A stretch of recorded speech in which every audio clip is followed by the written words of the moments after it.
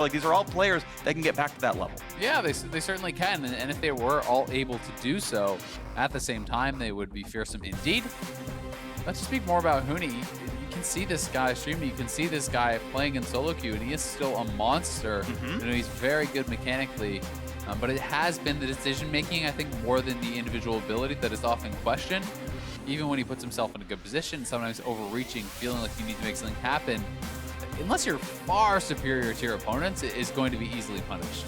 Well, this will be the fourth different lineup here for OpTic Gaming. This is Dardoch with the, again, sort of intended or LCS or whatever bottom lane of Arrow and Big together. And I want to see how competitive this side of the roster looks here, as Crown has been the one player to start every single game for OpTic so far this year in game number 10.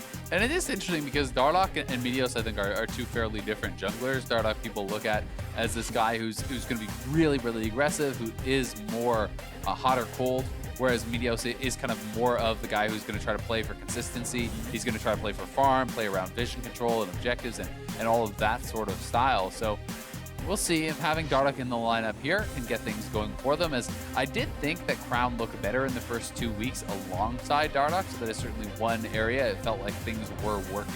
Yep. One thing I want to point out actually is Lucian is 100% presence across NA/LCS, or just LCS, this entire year, and for this patch, it's been 100% ban rate. We almost never get to see Lucian actually played here in the LCS, so it's actually allowed through, immediately snapped up by Clutch, and to your point, if from earlier, if Piglet's like, hey, I want to play more mages, I want to go and play my sort of, not off-meta style, but still a little bit unorthodox, like, no, go back to playing a marksman, and it allows OpTic to grab the champs they want on their first phase, and it's going to be this Thresh right away and a Jayce, which can be scary in North America. And there is still potential that this Lucian could be going elsewhere. He infamously has played some Lucian top games. Certainly are expecting Lucian Braum to be the bot lane duo, though. As you say, it has been far and away considered the #1 marksman. OpTic may have a bit of a plan of their own in how to answer it. The Thresh did come out. We'll see if the Jayce wanted to go bot or something along those lines to try to match power for power down on the bottom side. But that's the other thing with Clutch, is they do have some of these guys who are really kind of known for their picks. The Alistar was amazing from Vulcan, made some huge plays yesterday. Cassio is Huni's best champion, in my opinion. He was fantastic on it yesterday, and it's his best solo queue pick. So they're taking away some of these individual picks that these guys are so good at, and that is going to leave some of the generic power picks up. Yeah, and what I find kind of interesting as well is I am curious who's going to play the engaged tank, who's going to play the front line on Clutch Gaming here, because when I think of their players, I think of Damonte as sort of, he's really good on the champion, like a Kali or LeBlanc, whatever, but I mean, it's weird because like one of his best games was on the Galio, so I don't want to discount him entirely, but I don't feel like Huni is a great Maokai, and Vulcan's on Braum, who's probably the most defensive of the tanks here, so who's going to start the fights to let Clutch Gaming play hyper aggro is a question I have.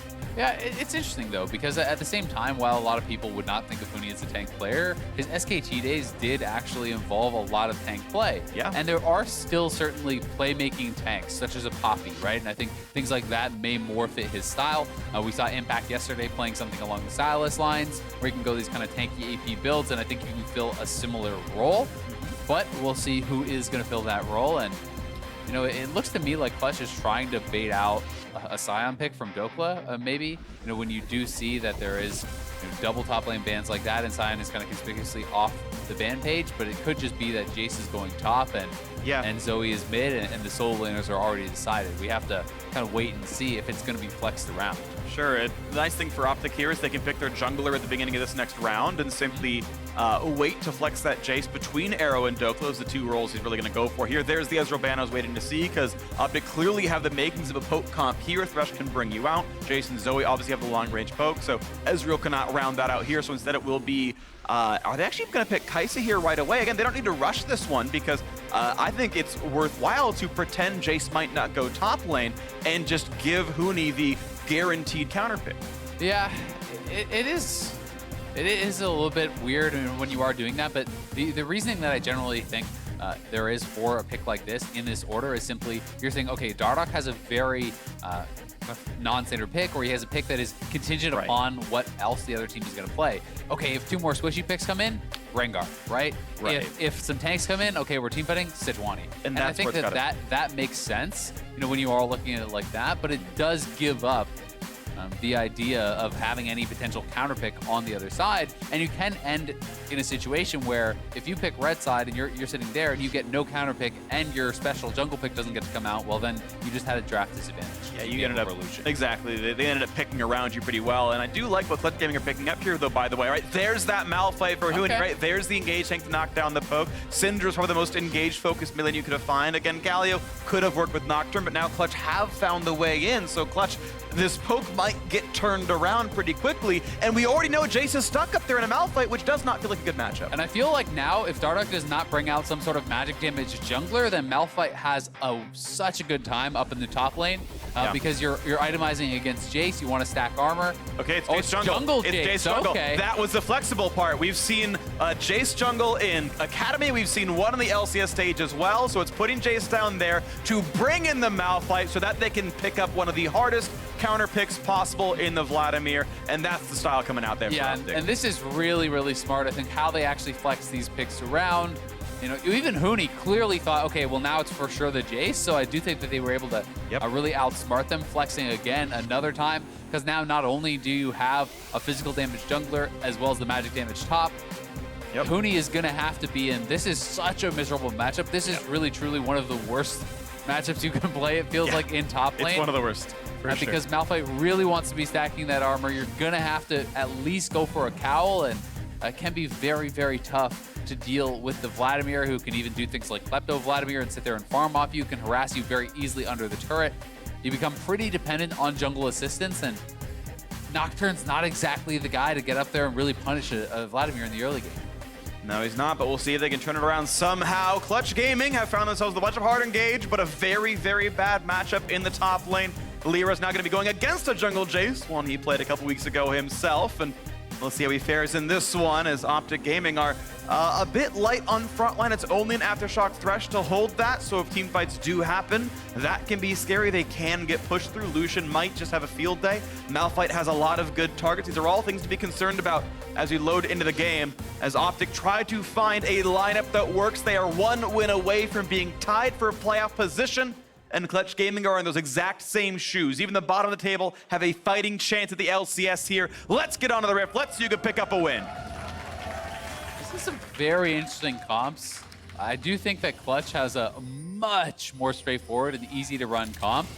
Malphite presses R, Nocturne presses R, you go forward, you team fight. Whereas on the side of OpTic, I think that Zoe and Jayce have to be poking and trying to whittle people down, and then maybe there comes the follow-up where Dhokla then tries to get a flank and hard engage with the Vladimir himself and try to do something like that. But as far as straight up 5v5, both teams smashing into each other, you really have to favor Clutch. Yeah, that might be the case, but we have an inside word. We've got a word with Zabutin on the sideline for what he thinks about how this game is going to look like. Thanks, guys. Zabutin, we see that you've subbed in Dardoch for Meteos today. What was the decision behind that? Josh is bringing a lot of, Dardoch is bringing a lot of different options for the team in draft and in game. And so, for instance, the Jayce flex today. So I feel it's just a different set of options, and I think that it would be easier for us to use a different set of options for today, for today's game. And this is something maybe we can see more in the future. Well, we're excited to see how that Jayce works. Zabutin, thank you. Back to you guys. Well, different options, the reason we're bringing this one in, and certainly I would say the biggest edge OpTic do have are that flex pick with Vladimir into a very free matchup where he could maybe take over the game. Dhokla, back when he played in Academy, had just absolutely absurdly good laning phase, carry stats, high damage share, and feels like the high damage share is going to need to be the name of the game here in this one in Vladimir vs. Malphite with no tanks versus hard engage. Yep, and you can see Huni was trying to pull the wave there. He did actually stack his opponent's wave a little bit, but the minion aggro seemed to go pretty wonky there. I'm actually Minion aggro is pretty much hard-coded on the first wave. It's not really possible to manipulate much. Yeah, generally you can get at least one minion advantage, and it is going to stack and still shove because it is grouped closer towards the OpTic side. So generally what he's trying to do here is just make sure that the wave is not frozen on him. You'd rather be kind of taking this in a safe area, and he's hoping that this means he's not exposed to any potential Dardoch gank. We know the Dardoch's on the bot side of the map, but Huni obviously does not, and we will let you know as soon as we find out what this pause is going to be. But certainly some very interesting matchups here across the board. As you say, Lucian has not gotten through at all this patch in the LCS. So first time Lucian is going to be able to come out. Malphite, we did see as an answer, actually from Solo, I do believe, into the Jayce matchup. So Huni tried to kind of recreate the magic that he had there, but OpTic has had a very clever draft. Yeah, it has been really clever. It's just a matter of it working out in the end. This is just, it's going to be, I feel like, the name of the game, and we're going to repeat it a lot during this game, is there are compositional elements on a 5v5 level that favor one side, and compositional elements on a 1v1 side that really favor the other. Like, again, the Vladimir Malphite is going to be a huge wedge in this game that the game can completely tilt over. However, it's Nocturne, Syndra, Malphite versus no tank. Someone's going to die when those R buttons are pressed, and it's, well, if Malphite can just be stuck in the side lane because Dhokla's pressuring turrets constantly, and Dardoch puts up enough pressure that you can't just give this away, then Malphite can never ult the Kaisa because he's defending his turrets the whole time. Yeah, and it is really interesting, and that becomes down to a style thing where it's, you know, do you prioritize lane matchups? Do you prioritize team comps? Is it a balance? You know, where does the needle lay for each team and each coach? And I think that is something that we're kind of seeing a bit here, where it's certainly lane matchup in the top side was really heavily prioritized, but you would still kind of favor Lucian Braum in the bot lane 2v2, and mid lane matchup I think is fairly skill based. So we will see as Dardoch is looking for an early invade, but Lira is going to find him, and Braum's trying to push this in. So, Lira got it. Early smite for Dardoch means it's easy to take over that big raptor. The rest of the small ones get taken, and hey, most of the gold goes to Dardoch, but about half the XP goes to Lira, and they both lost smite for it. It's still a partial steal. I still can't hate too much. There's still more camps to take for the Jayce at the end of it all. But, you know, feels bad to smite for nothing. Yeah, I mean, it's definitely still a decent play here from Dardoch, but yeah, poor smite. It could have obviously been better for him, but just wasn't expecting Lira to be there clearly. And that is why you generally only want to smite secure, unless you really know where the jungler is or there's some kind of extra circumstances that are happening. But Dardoch will be clearing his way back up to the top side, and we'll be able to get an early base on, and then we'll decide to see where it goes. Yeah, I think he was expecting vertical jungling out of Lira. He's like, well, you know, he started over there, I started over there. He's going to come top side and take my camps away. And Lira just did a full clear on left-hand side and came down, and maybe it surprised him. Either way, though, it is still more camps for the Jayce long term, and that feels pretty good. If Nocturne is delayed to 6 because he only got half his Raptors, that's solid for OpTic Gaming. That's the power spike you're trying to delay, and because of 6 small Raptors going away, it has been. Nice hook right here. That was good damage. One more shot, but it's all blocked by that shield, and Vulcan stays at half HP. Yeah, and it is interesting because Jayce is not exactly an early game ganking jungler either, right? You know, Nocturne, oftentimes we talk about, okay, well, you got to shut this guy down. You got to make something happen before you get 6. You want to try to be proactive, but Jayce is not really that. It is still kind of a scaling jungler as well. It's someone who's going to want to try to build up some items, who is going to try to look to play around pressure, around objectives, and utilizing the poke that he does have, because his ganks are really not that impressive unless you can kind of just straight up get behind someone and run them down. Yep, well, so far it's just the first recalls coming through for both these players. Dardoch up a long sword for his efforts, and Lira's Nocturne sitting topside in case there's some kind of gank to be had, as he takes down the Gromp on the first respawn of his jungle monsters. Otherwise, par for the course here. Pretty typical lethal tempo, high damage available if he gets into a 1v1. Yeah, I've got to say I'm a little bit surprised that Dhokla didn't decide to go Klepto. So, you know, Phase Rush is much more about the team fight. You know, it does have a lot of power there, but a lot of the reason that people love these sort of matchups is that you can just simply farm gold off of the Malphite and then, you know, get to your 1-2 items much quickly, and then try to get to the team fight with that and utilize that as the power. This is a bit of a different style, and it's also something where Huni's never going to even have a chance of running you down, because the only hope I've ever really seen for a Malphite in the 1v1 in this matchup is a Q-Max where you kind of just run him down. But you know, with Phase Rush, you're going to be able to remove the Q slow and simply kite him out. So there's not really any hope in the 1v1 you would think for Huni, but going to recall for an early Catalyst and likely working towards Abyssal, which I think is a pretty solid answer. Yep, that's going to be decent for him, and he'll be able to even spam mana to get health back, so should be able to survive for at least somewhat. One small chicken taken away from Dardoch on the attempted invade. Had the timer about right, but it was cleared pretty quickly by Lira. So level 5 is first for the Nocturne. He's actually doing a good job of farming despite losing, you know, half a camp to invades earlier. And Nocturne is really good at clearing the AoE camps thanks to his passive and the Q as well. So going to be able to cleave down a lot of those camps fairly quickly, and certainly going to be hitting level 6 quite fast. Yeah, should be able to get it, I think, with the red buff respawn. and then look for his first additional gank. And Huni's even roaming down here, which already. is a smart play. You can't really get much done in And 1v1. the flash, good flash away by Crown, and flash with the ulti, and look, misses a single minion for all the efforts, so good reaction by Crown. I like the attempt for Huni, almost succeeded. Yeah, I mean, I still think it's honestly worthwhile for Huni. You're not going to get anything done in the 1v1, so roam elsewhere. That is the way that you play some of these losing matchups, right? If you can't beat the person in the 1v1, go elsewhere. Try to get Damonte an advantage that he can maybe capitalize on, because hey, maybe now Lira hitting level 6, Damonte is level 6, Crown doesn't have a flash. Yes, he did pick up one, but when that is gone, maybe that's someone you can attack with double ultimates and get a kill there. Yeah, round 2, 5 minutes, and it's only about 2 to get your Malphite ulti back, so watch for this one. At about 9 minutes into the game, this could be a really, really big deal, and that could start wedging this game open using the Malphite in places other than the lane he's in. He's spellbooked over to his Ignite in case he does find a stronger battle in the near future. As Vulcan sets up this Scuttle Crab, it's already been stunned. Easy kill for Lira. Yep, very, very easy for him. He is going to be spotted likely by that pink horde. Not quite sure if he got just in range, but he is level 6 now, and they're actually looking to take away the blue buff here from Jayce, which is going to be quite nice, taking that away from Crown or Dardoch, whoever would have grabbed that. Both those champions certainly do like to have the blue, and he is sitting on double buffs, level 6. We'll see if they are going to try to return back to mid lane now, as Crown won't have that extra flash that he picked up anymore, and his flash is still going to be down. With Syndra at 6, with Lira at 6, I want to see them be proactive with this. Decent poke coming out here. I do want to give a quick recount on what Piglet's been doing so far for those who haven't been able to see much Lucian and Pro, because banned every game. It's 3 points W with a Doran's Ring, and you simply spam W for poke and wave clear. And even though this has happened, he really doesn't have much of a CS lead against a better scaling bot lane or in the Kaisa. So, you know, I don't really think Clutch are getting a lot out of this Lucian so far. And one of the things I really don't like about how they're playing this lane is that they still haven't based it here at over 70 CSs. In they go! There's the round for top side. Hemoflag pop, decent healing, trying to get away. Is still feared though, but he's got the empowered Q. A second heal coming in, but now there's no flash away, and Lira is still chasing with the red buff, and they will get first blood top lane.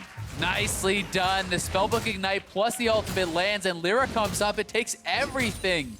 But they do train down Dhokla, and that was a big kill for Huni up on the top side. But the fact that you're actually just handshaking to never base in the bot lane when you're playing a weaker Oh scaler. my word, that damage! No real flash burns the heal. There's the pickup! And uses Damonte's own spells against him. A great kill in the mid. That damage was insane. Dardoch hitting the Shock Blast and getting the Dark Harvest proc there. Just knocks him down. We can see this one more time as Huni is on the Ignite, knows that Lira's in range, hit the ultimate, brought the Ignite right off the bat, so the healing is going to be reduced, but it was a good job here, honestly, by Dhokla. Hits the double ult, lands the empowered Q, but is just going to get trained down as Lira flashed in. The cooldowns are too long at this stage in the game, and then the trade kill back here on the top side as Crown lands a really nice sleep into a Shock Blast that just obliterates him. And the pick Right there, on he the knows flash right that's there. a free flash. Yeah, exactly. Just really well done, honestly, from Crown and Dardoch. It was great follow-up on the sleep and really well timed so that both their skill shots could hit with that sleepy trouble level. Definitely. Some damage towards Damonte, who's not pushing up. He knows he's a flashless Syndra, and that can be scary. It's a little unfortunate. Of course, he didn't know Jayce was coming. He had the cleanse and never popped it. He could have dodged some skill shots there. But this is now a pretty well-traded game. Equal gold on all sides. Bot lane lead non-existent. Top lane only plus 15, which is, I would actually argue, is probably about average for this matchup. I think that seems about reasonable. But that one kill coming through certainly really good. Now Huni has gone to a different combat center. Now he's got Exhaust, and his ult is back up. He wants to try to find Crown, whose flash is still down. Yeah, and you can see Huni is itemizing very heavily towards the matchup. So he does have a Cal. He grabbed an additional null after that, so that could be an adaptive. It could be, going into Merc Treads or something along those lines. But he's certainly not going to be as tanky when he runs into Dardoch and Arrow. But that being said, you need to be able to survive this matchup and get to a reasonable state. And Huni's certainly doing a good job of that. I think his initial roam to mid lane, forcing the flash there was great, and then pairing up with Lira to get another kill was still good. And Lira has his ultimate back, so does Huni, so there is a small window where they could look for Crown, but I doubt they're going to be able to find it as Crown knows they're around. Well, there's a bubble. And you can't spell through the back half of it, but it doesn't matter. There's no follow-up anyway, and Lira's just fine. Dhokla just looking for small trades and get his health bar up. Huni is once again out of mana here, and without burning exhaust, actually can't TP back to lane, so he has to keep that in mind at some point. Dhokla, of course, is sustaining.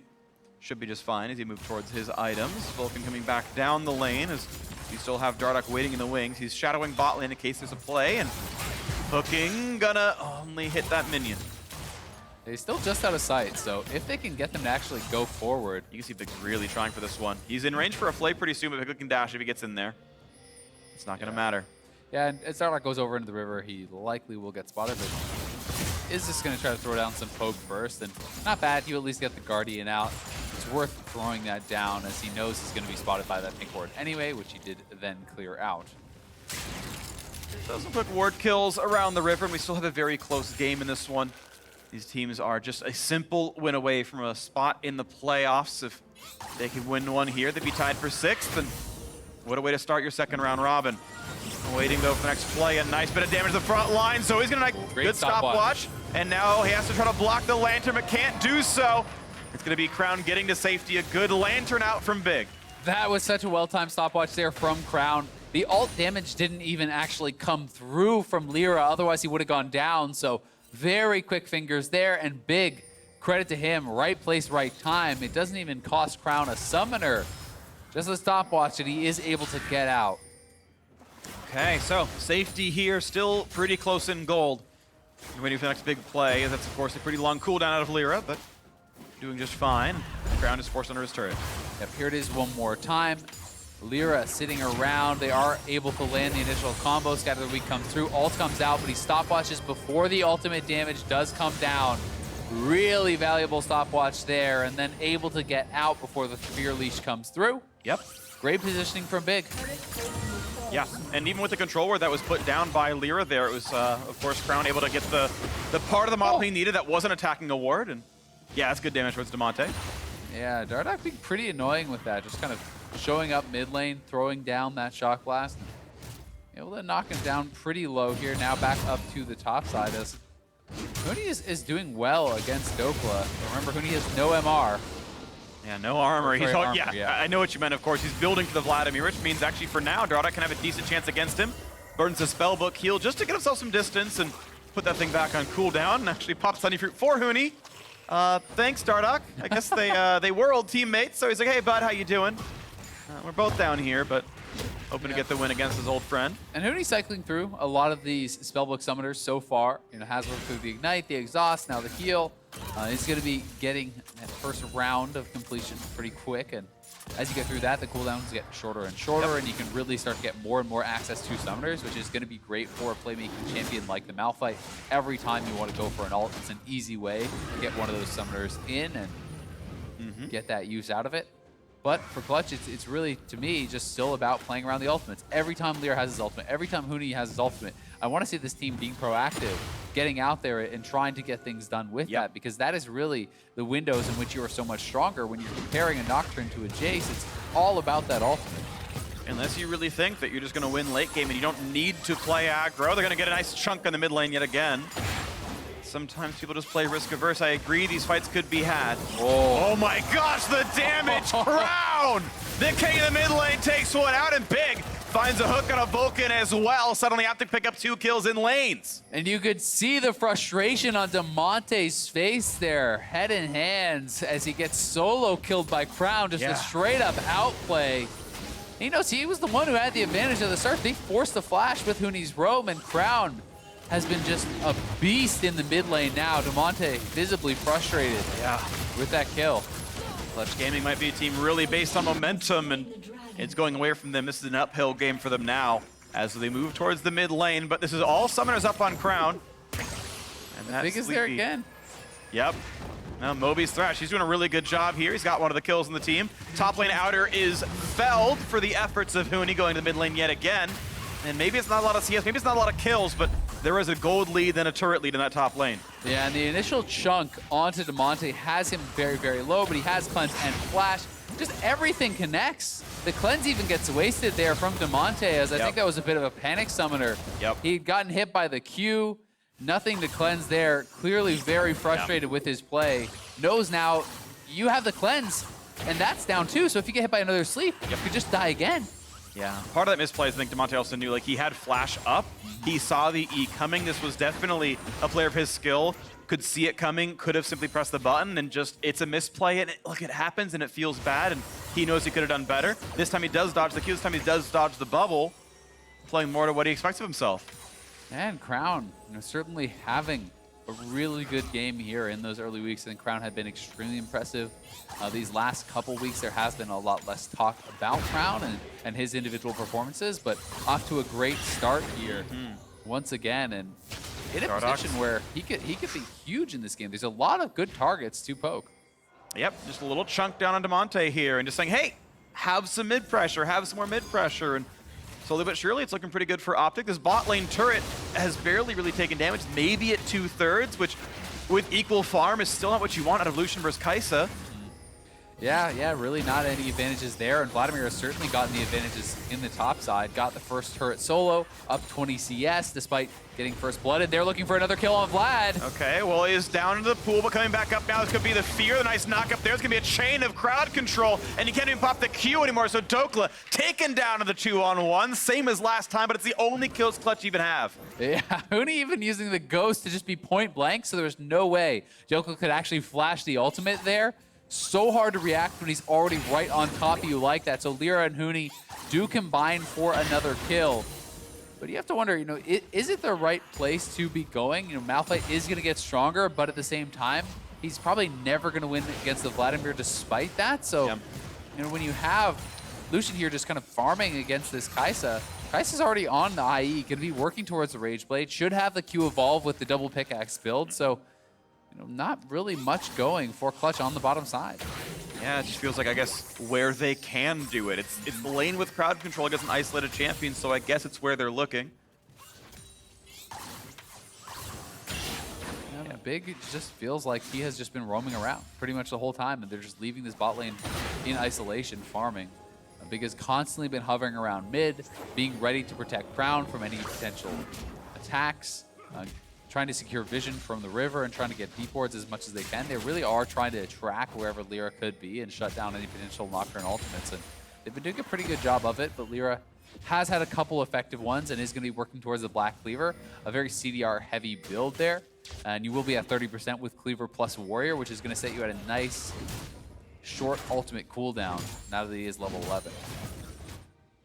That'll be fun. Get those spells out, try to kill some people. That's Point true. of League of Legends. Press your buttons while clicking on your opponents. Tends to go well. That's my style. Press your buttons. Shout out Atlas. Either way, back in the mid lane as blue buff is grabbed up on both these sides. Thank you, junglers. But Damonte is down 2 levels now, so pretty huge disadvantage there, even just in the experience. It's interesting because they are even in farm, but Crown has picked up so much more XP, which is going to be a decent amount of additional stats, and Damonte does ding 13 there, so Nice.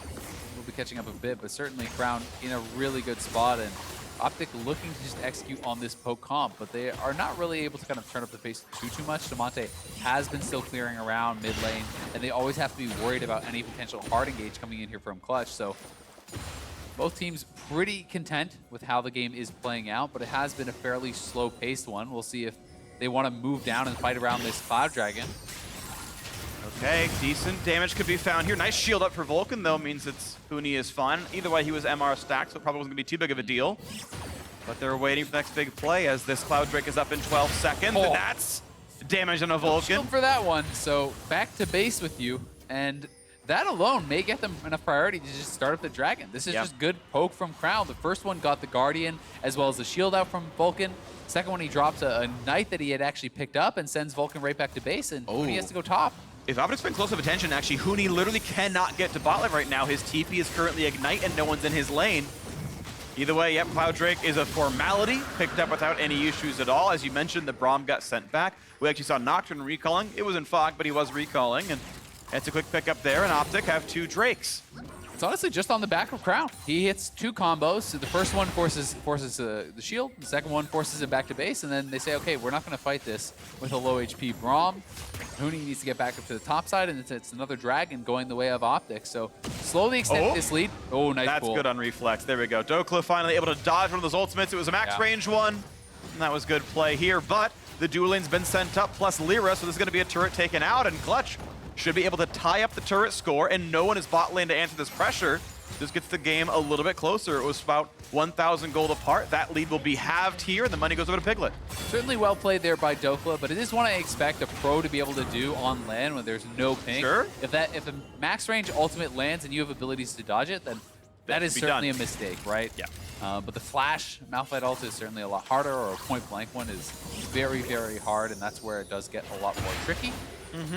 But if you cannot consistently force summoners, then hey, if you come to a team fight, everyone has their flash available, all of a sudden it can be very difficult for Malphite to really get a good target and be able to connect with that. For sure.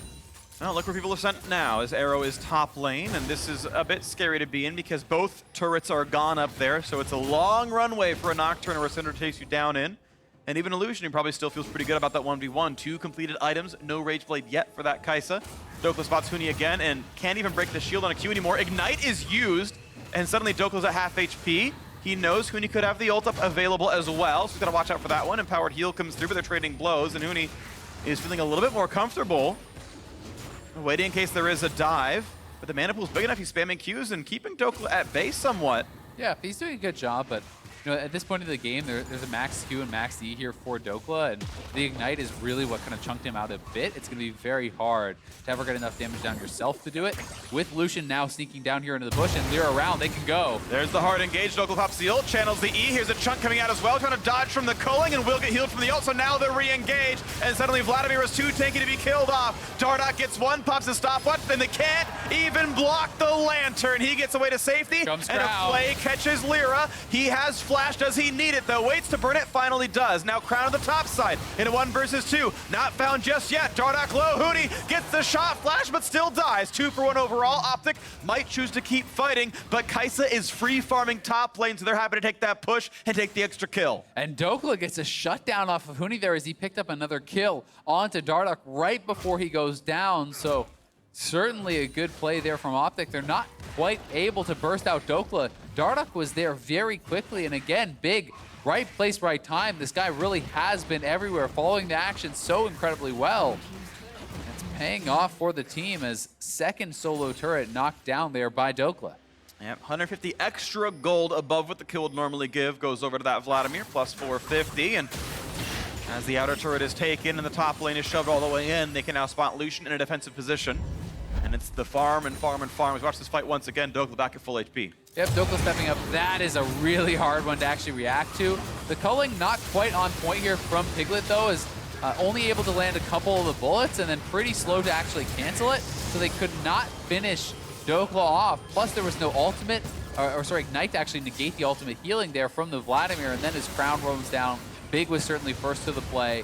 And Huni just barely able to trade one back. But OpTic just faster to react to these plays, and it feels like Big, for the second day in a row, has been so effective. Yesterday on the Tahm Kench felt like he was very, very good. Today again on the Thresh has been everywhere. He has been. It's weird because the KP is only 2 out of 5. That feels low, but 2 more of those are saving someone who would have died. Exactly. So it's almost fraudulent calling it only a 40% KP right here. Either way, though, mid lane will still fall, and the objectives are still being traded equally. The game only 1,800 apart. This is certainly within reach. I know it's OpTic making more of the good plays, but Clutch are holding on pretty nicely here, and this is certainly within reach as Dardoch will grab the blue onto himself, and we position up for the next major objective. 30 seconds to the Mountain Drake. Dhokla able to play so far forward, has the TP up, getting big chunks off this turret, knocks it down already. Yeah, it's just so tough because who do you actually send to answer this guy? He'll 1v1 Damonte or Piglet pretty easily if he gets on top of them. So Huni has to try to be there to answer, but Huni can't actually threaten him unless Lira is there too. And then even if Lira shows up at a certain point, maybe the Vladimir can survive as he now has a stopwatch. So it's just such a tough matchup, and they're trying to deal with it, but it's kind of this ticking time bomb, and we'll see if Clutch can force fights around this to try to get some neutral objective, try to get something done. Nice little shock blast there. A couple seconds ago, Dhokla was highest gold and the second highest level in the game, and with the mid pressure, Clutch can never even run down towards the river, and the 3rd straight Drake is picked up for OpTic. Turret damage actually pretty useful considering they are trying to split the team apart and let Vladimir split push. Mountain Drake will help them knock down those turrets a bit more easily, and that actually will pay forward based on playstyle. And if you're sending Vladimir bot, which is what I'm expecting, the top outers are both gone, right? So you send Vladimir bot. If you send 2 to 3 members down to try to kill the Vladimir, well, guess what? Double Mountain, the Baron is available on the top side of the map. You could lose that very easily. So that should be the game plan here from OpTic. Split bot very aggressively with the Vladimir. I'm not even sure they can actually 2v1 him anymore. In fact, I think I would bet on him in a 2v1 against Huni and Lira. He's sitting on stopwatch plus Zhonya, so he has double stasis. I don't think they're going to ever have enough damage to really kill him off. Well, we can see them try as there's 4 in the mid lane and 3 defenders here for Clutch Gaming. And what you're going to see is Dhokla will take some damage and Huni will throw these Qs out. And then Dhokla will wait 1 wave, Q 4 times, be back to near full HP. And Huni's health and mana doesn't come back nearly as fast. That's going to be sort of a repeated process here. A quick sleep, puts up the shield though, so he will block all the damage, but that cooldown is pretty long, and now he's on reduced power here, Vulcan. Once again, this fight in the bottom side, but Dhokla Q's back up to above half HP, and as long as he has minions to farm off of, he'll be okay. But right now he's at half. And that's something that he has to kind of play around, because here comes the Nocturnal. Here comes the attempt. He's going to run off to the side, and he's going to be too low on health. He's already feared off. This will be an easy auto attack, and Dhokla will actually drop, staying at half HP and sitting around. But here comes the counterplay. The push towards the top side. They know the jungler was seen in the bottom lane. Let's rush down the Baron. There is no possible smite. Big tries to buy some time. Smite should be a guarantee. It's indeed picked up, but now the team fight happens. 2 quick kills already picked up for Clutch Gaming, and make it a 3rd. And now it's only 1 left alive, as despite Baron being killed, it's 4 kills for Clutch. Yeah, OpTic just completely fell apart there. You have Zhonya's stopwatch and pool. None of them are used to actually negate or immune the Nocturne ultimate coming in there. He completely bungled that play. And then on the other side of the map, they're trying to force this, but Huni didn't even blow his TP, so it's a teleporting Nocturne, or rather teleporting Malphite coming in with the ultimate available. So yeah, you get the Baron, but you lose 4 members. And Clutch looking very good in that exchange, pretty much closing the gold gap completely. 4 on 4, just slaughtering them inside the pit, and we can see this fight as Dhokla is only at 1k, and he missed the empowered Q, so he's only got a basic one, and then yeah, doesn't immune anything from the Nocturne. Yeah, he's trying to get a full combo out first and looking for the kill, but I think that you can simply, you don't need to make that play. The whole point of you splitting bot is to buy time for them to do Baron. So as he's coming in, you press stopwatch. As you come into the stopwatch, you press pool. As you come into that, you press Zhonya's. You waste all their time, you run back to the turret, you shouldn't even die, and then this should have been a free Baron on the other side of the map for OpTic. Instead, he's trying to get a full spell combo out. He tries to drop the E, the Q, and the ult. Has to worry about the spell shield. Takes so much damage before he even gets his pool out. Doesn't use Zhonya's or stopwatch and just dies. And that bought enough time for Clutch to respond to the Baron. So really what should have been an incredible play for OpTic ends up going Clutch's way, but it is still a very even game. And it goes back to close here. It's only 500, 300 gold apart here, with a Baron buff on 1 surviving member, so Arrow can buff up the minions around him and try to be the big carry. He's gone Hexdrinker to try to survive the Malphite and Syndra burst, but that will somewhat delay his overall damage output. I kind of would like to see Phantom Dancer would actually work against the Nocturne as well, but goes the Hexdrinker route. MR certainly not a bad choice against Double Flat Pen on this Syndra. See how that pays out later on, but certainly this feels with, again, easily within reach on both sides, and if the Vladimir split push isn't getting anything successful to happen, then suddenly every team fight will keep going Clutch Gaming's way.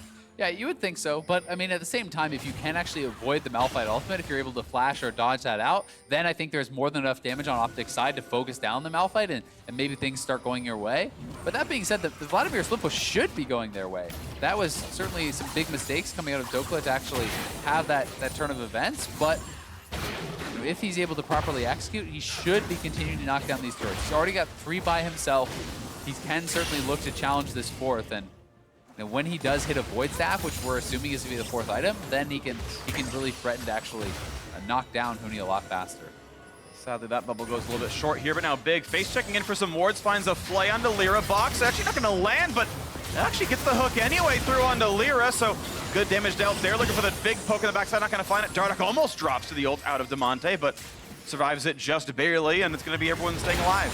Yeah, it looked like maybe a Kaisa Q broke the spell shield from Nocturne. Something else must have. Because the box did not hit, and he didn't use it until after the flay, so something did break that spell shield on the Lira, and they are able to land the hook, but nothing much comes from it. You see Vladimir on the bottom side, no one there to answer him. Clutch is just going to try to force elsewhere, but if OpTic can clear the waves, you're just giving up another turret, and it is 4th of the game going over to Dhokla. That's going pretty nicely. Then that part of the split push is working. Going It's for only the nib. when Nocturne comes back down. So who's going to answer Vladimir? Finally, the recalls are coming through from 4 of them. But this turret's going to be well below half HP by the time they even complete those. Malphite's now on that side of the map. It's down below a third. It won't regen much more. 2 more autos, maybe just 1. That'll kill it. And Dhokla with the double Mountain Drake plus the Cloud to get away takes more of the map. And look at this, Mountain number 3. Just as the recalls came through, there's no answer to this one. And the neutral objectives keep going over to OpTic. Yeah, those AP champions really can work through the turrets very, very quickly. Void Staff is now complete, so Dhokla certainly fully online at this point with double stasis available. And here this is one more time, so we'll try to catch what exactly it was. So the box gets dropped. Oh, the W. Same time. Very nicely done. We actually saw that there was a pretty known play that happened to Reckless. The Sivir spell shield got broke, and they'd use the same combo where Kaisa breaks the spell shield as Thresh lands the hook, and they were able to kill Reckless in what turned into a very unfortunate game for him, but Huni will get his revenge. Knocked down that turret. He kills Piglet's turret. He's like, hey, you guys didn't do this during the landing phase. I'll do it later on against Vladimir, and he keeps this game close. 400 gold only separates them, and even with all the Vlad split pushing, it's still only the 1 turret difference, so it really is clutch going blow for blow here, getting themselves closer into the mid game and looking for those big plays. Finds the knockup, will there be the follow through as Dhokla's on a half HP. Pops the ult, channels the E, and Huni's almost dead. Pops that first Zonia's. Redemption coming down as well. No knockup. Pops the second stopwatch. Piglet's at 5 health. They can't quite get it though, but there's still more poke coming through. Dardoch can't quite get the Q onto Piglet as he jumps over the wall. Now Malphite in the front line, but he's out of mana. Looking at Vulcan maybe next as Vic goes over the wall, pulls his team across. They're gonna catch up on a Lira. Guardian Angel should be going down, and it's actually no. He jumps over to Dardoch and pops that one instead. Crown finally trades the cooldown back, and here's a puddle underneath. There should not be a way out, and indeed there's not. It's a 1-for-0 long turn. OpTic get ahead. Clutch try to go for that fight, try to force the engage, but this time Dhokla is equal to the task, using all of his stasis, all of his immunities, and buying so much time there for the rest of the squad. It is only the 1 kill in the exchange there, as certainly they made them work for it. Drops the ultimate on 2, is able to get the empowered Q out into the stopwatch, comes straight out of that, worried about the hook hitting him, the ult hitting him there.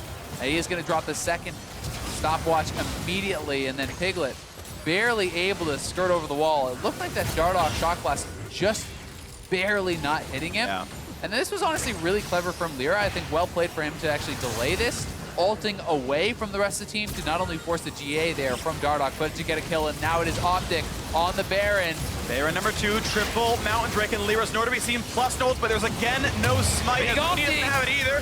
Dives in, but again, there cannot be a Baron steal, and Dhokla already killed off Vulcan. Smite comes through, it's actually picked up by Arrow, and the fight continues as both supports are going to be down. Now Huni's got to watch away from this pit, but there's no way actually out, so Arrow finds his second kill. It's 8-8 overall, but the power play certainly with OpTic again. Yeah, Huni hits a nice ultimate, but no one is there to actually follow up on it. As the bot lane is getting 1v2'd by the Vladimir here.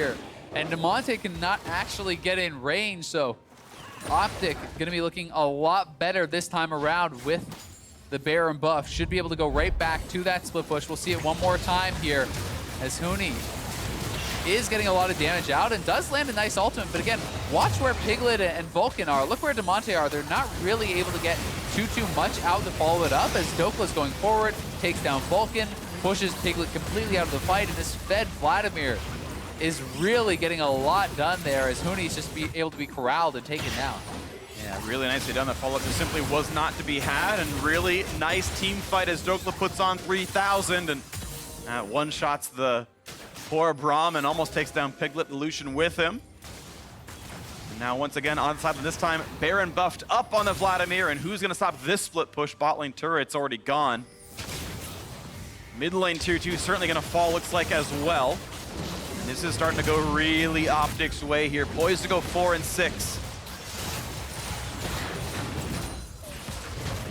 Certainly sitting in a very good position. It's going to take a great engage and some really strong follow-up here from Clutch, but if your bot lane is just losing to this Vladimir now, the Lucian has not really been too effective, has been able to be kind of pushed out by this Vladimir, then even if Huni goes forward and hits the big ult, Vladimir's just going to dive your backline and try to push them away. Well, they hook one of the tanks. They can't quite kill him yet. He's pretty durable, and Vladimir's far, but he's got an open road to this bottom inhibitor.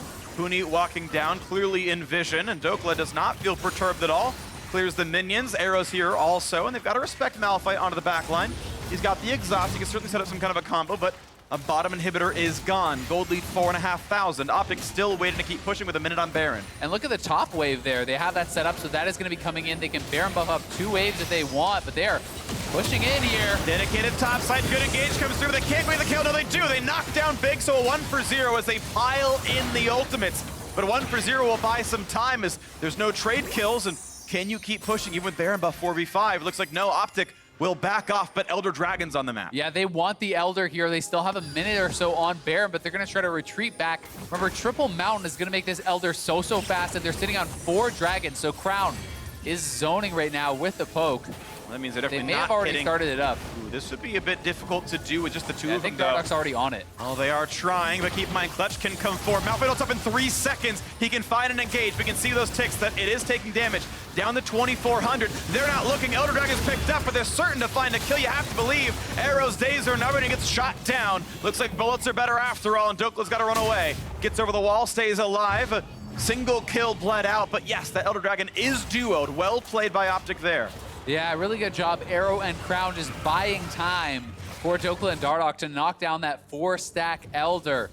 And that is going to be terrifying with this poke comp. Add all that additional damage onto Jayce, onto Zoe, who is poking you out, and even onto Dhokla, who's now on a full 6 items here. As we watch this one more time, it was a really good scatter of the week and the kind of commitment there onto Crown that allows them to buy some time to push in. Arrow does get caught out on the side, and Huni, with a good ultimate, knocks him back in with the blast cone, so they are able to chase him down, but that bought more than enough time for the Elder, and you're going to be really happy to trade that 1 kill for that huge neutral objective. And that's going to be a quick blue taken as well, and Elder Dragon on for a minute and a half. I have to say, though, this week I have really enjoyed OpTic's decision-making in, pardon the pun, clutch decisions, where you had the last game was ended because of a bait around Elder into Tom Kenchel top lane. Here they're willing to have their 2 major carries bait 5 people while the other 2 take Elder, and they bleed only a single kill for a 5-stack Elder Dragon. These are tough calls to make.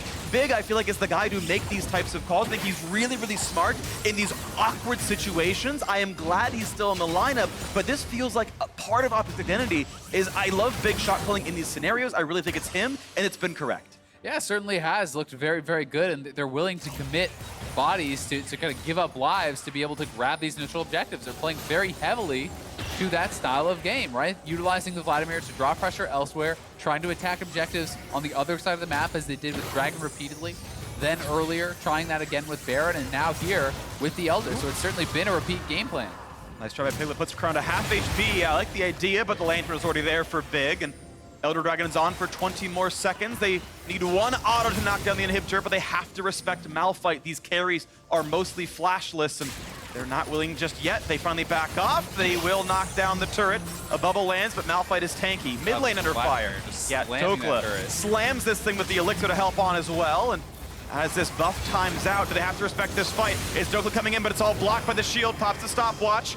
But there could be an easy re-engage, the knock-up and the shutdown. He dies right away, and he'll be dead during the Baron spawn. And Dardoch's days are numbered. He's been feared. They're chasing. The GA is almost popped. He goes back in goes the Kaisa. It's Arrow trying to clutch it out right now. They're going to get the GA out of Lira, and it's actually Clutch forced to run away. The health bar is just far too low. They will knock down this jungler. OpTic stay alive with 4 against 4, and the health bars are low. The poke could land. They will delete Damonte, but on the backside, Crown will lose his spot as well. And now it's Big fighting Piglet. That's an easy win for Lucian. Takes him out right there, getting revenge for the lore. But now watch out as Dardoch is getting shot at. The GA could come down. They will knock down 1. They will knock down the second. Pyrrha, he will just simply lifesteal. Piglet's going to be fine. They will get the 3v1. They will get the kills. The inhib will die. It's the Jayce, and there's a Baron ready for the taking. They've got to rush it immediately, though. Piglet turned around what would have been a game-ending play there, picking up multiple kills, but they are triple inhib. They know their only chance is taking the Baron away and stalling. Oh no, they can't do it. They can't do it. They don't feel they have enough damage, and Dhokla's TPing in, so I think they're right. They're going to try to fight him here. We'll see if they can even do it. 2v1, can they kill him? The Q's not going to land. This could be big damage. Piglet does not get hit by the E, nor the Hemo Plague doing too much there, but he's so healthy, he's able to get away. Burns the TP, burns the flash. Those are at least cooldowns down. Fate stays alive. Do get the summoners. You can see how much damage this guy is doing, though.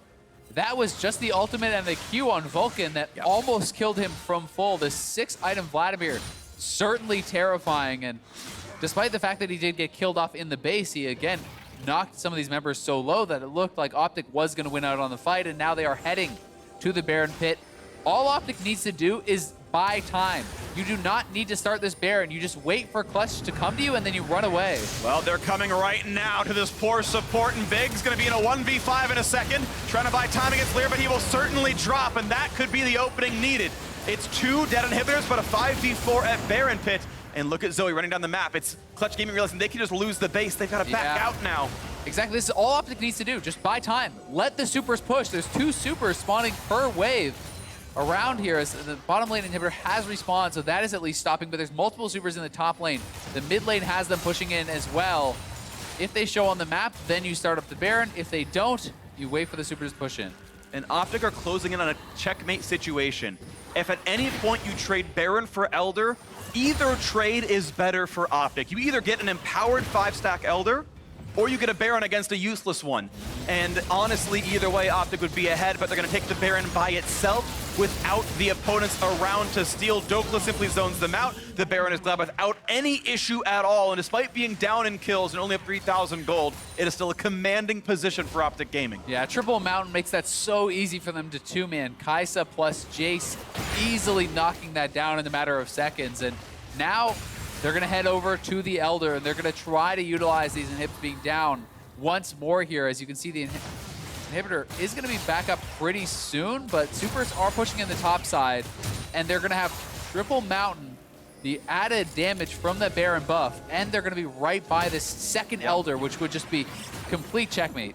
This is desperation. Clutch, I think, must stop the Elder Dragon from dying, or they will always lose this game from the point onwards with the double stack for 2.5 minutes. But Dhokla splitting. Again, there's more tools in the toolbox. So they've got to worry about the 4v5, though. If Huni finds the perfect engage and somehow that fight happens... Dhokla's going to come behind them here, though, Phreak. I think he's wrapping around. Timing matters because they found Crown before he could flank. They got the engage anyway. So now they say, okay, we've got to rush this down, but where's the Vladimir? When does he come in? Hook is only onto a tank. It's some damage, but is it enough? Now Dhokla's spotted. Can they rush this down? Again, 4v5. Arrow goes in, turns invisible. They try one more time. They're up in the mix of it, and it's a 5v3, so Dhokla has to carry, and he gets 1 trade kill. They found a second with Arrow as well, and Lira has 5 health. Not shut down yet, but now it's suddenly 2 versus 4, and they can certainly walk this one down. The rest of the base, there's minions inside already. The turrets are going to drop as well. Dardoch will find that kill, and Lira against the world simply cannot happen. This is checkmated. It's going to end. OpTic will get the 2-0 week. They will take the win with the new lineup as well. This one's over. OpTic are tied for 6th. And what a fight there. Arrow going so aggressive, diving in, drawing pressure. And OpTic are able to clean it up and take the game. What a draft, flexing the Jayce into the jungle, grabbing the Vladimir counter pick. A crazy, chaotic game. Lots of decisions to make around macro, where to be, what fights to take. More often than not, they were right. They spread their opponents out, and they got around the Malphite. They got the engages. Dhokla on the front right there on your screen. A huge Vladimir game, lots of damage, pulled it through in the end. Yeah, certainly such an interesting game there from OpTic. It felt like there may have been windows that Clutch was going to come back, but Clutch was never really able to get those big team fights at the time they wanted them. The only time they really were able to get a big advantageous team fight was when Dhokla got picked in the bottom lane. They killed OpTic as they were doing the Baron, but besides that, OpTic was running them around the map. They were always winning the neutral objective game, taking all the dragons, all the elders, taking all the Barons, and certainly felt like they were in control of this game. Yep. This is the kind of game, this is going to sound a little cheesy, but this is the kind of game you point to when you say, hey, objectives mean more than kills. I'm pretty sure even at the end, OpTic were still down in kills overall, and yes, they did bleed some out. The engages were pretty solid from Huni and Lira especially, but they found every single Drake, every single Baron, as you mentioned, and that closed the game out for them. So now for more on that victory, let's hear from Avli and OpTic's returning jungler. Dardoch, congratulations. You have some really eccentric fans out there welcoming you back to starting for OpTic in the LCS. 2-0 weekend for you. Congratulations. But what are you doing back on the starting roster? I was brought in mainly because Zab thinks I have a lot of experience with who he played. So I've been on a team with Piglet, I've been on a team with Huni, and I've been on a team with Damonte. So I'd like to say I know how they play as players, and Zab thinks that was the reasoning for using me over Will today. That is smart. You have the insider knowledge then on them. But the last time that we spoke, you told me that before you went into your game, you had only played 2 games with Crown before playing in LCS. So did you get more practice for today? Yeah, me and Crown have a lot of practice. We play pretty well together. So it looks like OpTic is kind of building towards that 10-man roster. You guys have spoken about it before. What's preparation for that like? Lot of internal talking, like about what meta is, you know what I mean? Like we spend most of our day around each other, so a lot of it is just talking and a lot of 1v1s and customs, especially. So honestly, utilizing the 10-man roster is honestly just as simple as it sounds. It's literally just using all 10 players and just making sure that they're, it's mutually beneficial, the relationships between Academy and LCS. And last question, who's the 1v1 king in the house? Austin, Gate. Ooh, I'm excited to see more of that. But Dardoch, thank you and congratulations again. And for more on the game, let's hear from the State Farm Analyst Desk. Thank you very much. Obviously, it's cool to hear that the idea being they were going to leverage Dardoch's knowledge of his opponent, specifically because he has played on a number of teams with these guys in order to come away with a victory. 2-0 weekend for OpTic Gaming. Things were looking kind of disastrous for them after the last couple weeks as the Meteos version of the roster wasn't picking up their wins, but they get a win each day this week with those different junglers. Dardoch back in the lineup. This was a scrappy and messy game, though. By no means are you going to walk away from this one going, we did it, 100%, there's nothing to learn from this. No, and I think especially with just how the last fight went even, you can see that they lose Crown earlier on, right there, and then the enemy team is like, great, we picked one, let's force fight around this neutral objective, which they kind of need to do because the other team has 4 elemental drakes and 3 of them are mounted, so they're going to get rid of this very quickly. But you're using it more as bait to hopefully turn off and force a fight, but they stay on it for such a long time. They allow OpTic to be the ones to pick when they end up going in with Big hitting that hook, and then, they're able to run through the fight relatively cleanly. I think with this decision here, it's very tough for a team to know what to do there. Yeah. If I was CG's team right there, I think after getting that pick on the Zoe, I would have just recalled, to be honest, given the Elder Dragon. You've delayed about a minute or so of their Baron, and you can just take a fight later, because you can win a 5v5, but you don't win unless they actually do that 5v5 and you have your engage up. They only won because they killed Zoe, so they need to wait for them to come again and get another opportunity, because even if they get Elder there, they're going to have to fight for it, so they're going to die, and their bases are already going to die. Like, the neutrals were going to end that game right there. Personally, I would have pulled off the dragon and I'd gone for the fight quicker. Yeah. Because the enemy team had 4 elemental drakes. If they pick up that Elder Dragon, then you have to wait a long time after that falls off, because that's so much true damage. Yeah, if they have an engage after, go for it for sure. But you're right, like it's a sticky situation to be in. It's definitely a losing situation. It's hard to win from there. And either way, OpTic played better over the course of the game to put themselves in that situation. Any play you make, there's a low percentage play just based on the hole that you're in at that point. It's a good point that the Malphite ultimate wasn't available to them because they had used it to zero out Crown, so not as many tools as maybe they would have liked in that moment. Let's roll it back, though, now, and let's talk about the champions that we saw in this game. Along with Dardoch's return to the stage, he brings out the jungle Jayce. I really like this. I mean, it's another poke champion to go with Zoe. And there are a couple times in the game where they actually land poke at the same time. And it's not poke. It's a sniper, it's a kill, it's basically a one-shot here when they get the shock blast and the paddle star landing at the exact same time. And it really was some reaction from both sides, because you can see the answers here where Malphite and Nocturne hard engage on these long-range champions. So I thought there was a good give and take in draft, and it came a lot down to how they executed in game. Yeah, I think getting that early lead was really important for OpTic, because their team comp doesn't quite do anything super well. It does have these poke components, but the entire team doesn't really work that well with it, because Vladimir does not function a poke team. He's more of a team fighter. Kaisa's more of a team fighter, but then they have the poke side. So it was a little hard for their team comp to function mid to late game, which is why I think they had some of the difficulties closing out, but it was because they got these kinds of plays that they could take. This is exactly what I was talking about, where Crown sets it up with the bubble. Dardoch landed the long-range shock blaster at the same time, and this started out such a big snowball of control for them. Mid lane here, then Crown's just back at it again himself, working on Damonte, whittling down his health. Right. I think if OpTic didn't get these kills in the mid lane, this game would have been entirely different for them because they had the counter pick of Malphite or Vladimir into Malphite top, and that doesn't really become a counter until like later in the game, or unless you camp the Malphite and dive him.